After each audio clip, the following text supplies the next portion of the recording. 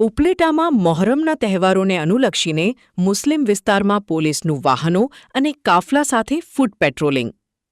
મુસ્લિમોના પવિત્ર મોહરમના તહેવારોને અનુલક્ષીને કોઈ અનિચ્છનીય બનાવ ન બને તેમજ શાંતિમય રીતે તહેવારની ઉજવણી કરવામાં આવે અને કાયદો અને વ્યવસ્થા જળવાય, જેથી ઉપલેટા પોલીસ દ્વારા પોલીસ અને વાહનોના કાફલા સાથે જીકરિયા ચોકથી સોની બજાર, પંચહાટડી વિસ્તાર, દરારગઢ ચોક સહિતના મુસ્લિમ વિસ્તારોમાં ફૂટ પેટ્રોલિંગ કર્યું હતું, જેમાં પીએસઆઈ બગડા સહિત ઉપલેટા પોલીસ સ્ટાફ જોડાયો હતો.